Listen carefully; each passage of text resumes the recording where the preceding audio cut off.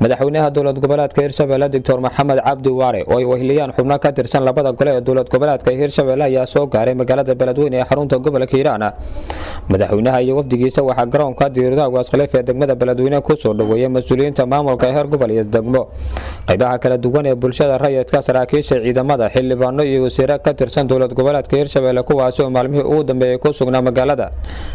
madaxweynaha maamulka Hirshabelle Dr. Maxamed Cabdi Waare ayaa markii uu ka soo degay diyaaradii uu saarnaa wuxuu salaad sharaf uu ka qaatay cutubyo ka tirsan ciidamada booliska gobolka, asigoona sidoo kale mid salaan ugu gacan qaaday dhammaan dadkii ka qayb galay soo dhaweyntiisa ee ku sugnaa garoonka.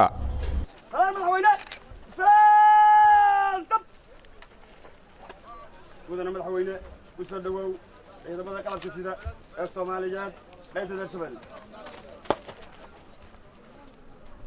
ندعي مدحويني أنا كدعينا ولا دعيني ندعي مدحويني.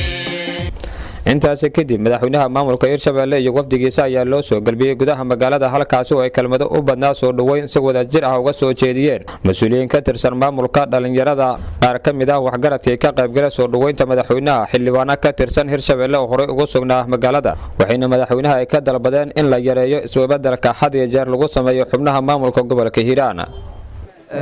mudane madaxweyne adiga iyo wafdigaadaba ku soo dhawaada magaala madaxda caasimada ee gobolka Hiiraan Beledweyne waa gurigeennii ku soo dhawaada. maanta waxaan soo booqday madaxweyneeni, waxaan rabnaa inaan gacmo furan ku soo dhaweyno. haddaan nahay bulshada waxaan rabnaa wixii hadda ka dambeeya inaan u jeesano Hirshabelle-nimada. runtii Hirshabelle-nimada xoogaa waa naga dadbaneed, wixii hadda ka dambeeya madaxweynaha iyo tiimkiisa inaan la jaan qaadna rabnaa. madaxweyne soo dhawow, waan ku jecelahay iyo wasiiradaadaba, waxaan kaaga fadhinaa waxqabad. haddaan nahay reer Hiiraan xoogaa waxaan qabnaa xoogaa dib u dhacaya. madaxweyne waxaan kaa codsanaynaa maamulkii la soo magacaabo ilaa sano ama 2 sano in la baxnaaniyo. mudane madaxweyne soo dhawow, waan ku soo dhaweynaynaa muddo aniga xildhibaano kala saaxiibayaasha waxaan joognay muddo 2 bilood ku dhow. gobolka gobolka Hiiraan ahna nabadoonkana shaqo badan asna qabtay, waa soo dhaweynaynaa. maamulka hadda cusub ee uu hogaaminayo Yuusuf Axmed Xagar Dabageed markaan imaadnay beelo badan ayuu dib u heshiisiin u sameeyay. marka waxaan ka codsanaynaa in aad dib u dhigto wixii hadda kadib xilka qaadaysa. annaguna waxaan ku ballan qaadaynaa ka xildhibaanada anoo ku hadlaya magaca xildhibaanada mooshin waa dhamaaday. wasiirka amniga dowlad goboleedka Hirshabelle Cabdiqaadir Aadan Jelle iyo xildhibaano ka tirsan dowlad goboleedka Hirshabelle oo qayb ka ahaa wafdiga uu hogaaminaya madaxweynaha maamulka Hirshabelle ayaa iyana ka mahad celiyay soo dhaweynta diiran ee loo sameeyay. waan idinka mahad celinaynaa sida quruxda badan, wanaaga badan ee noo soo dhaweyseen. waxaan rajayn doonaa insha Allah inaan wada shaqeyn doono, in wada xisaabtan dhab ah insha Allah bilaaban doono. taliyihii hore ciidanka Hiil Walaal ee Jabuuti Korneyl Cismaan Dubad, haatana mas'uul ka tirsan safaaradda Jabuuti ee Soomaaliya, ayaa sheegay in shir heer caalami ah oo safiiro ka soo qayb galaan oo ka furmi doono maalinta birita ah magaalada Beledweyne.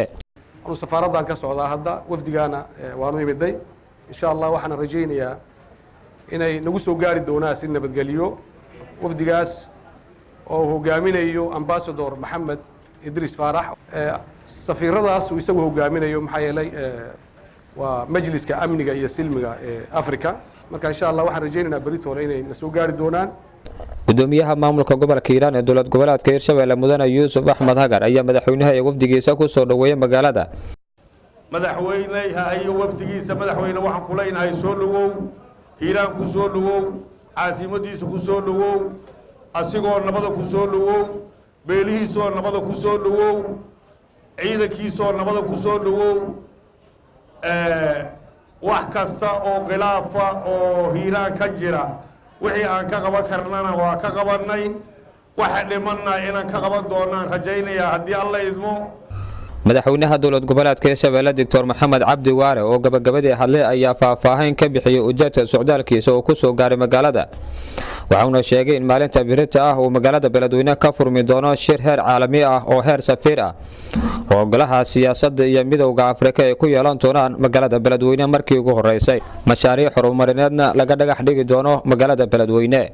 safarka halkaan aan u nimid waxaa runtii sharaf noo ah, karaamo noo ah, qadarin noo ah berrito inuu Beledweyne ka dhici doono shir caalami ah oo heer safiir ah oo golaha amniga iyo siyaasadda ee ururka midowda Afrika ay ku yeelan doonaan magaalada Beledweyne taasoo runtii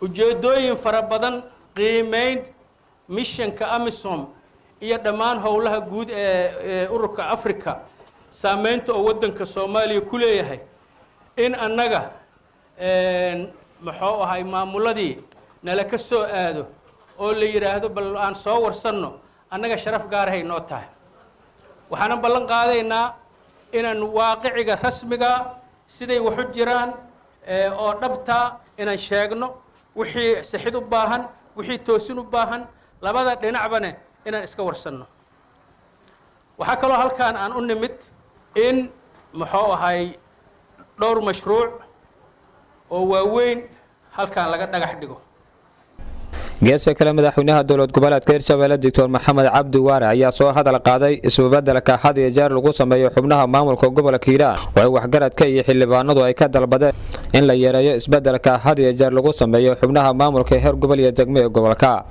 arrinta maamulka qofkaan run sheegin beena u laaban maamulka adika bedeli kara adikaana haysan kara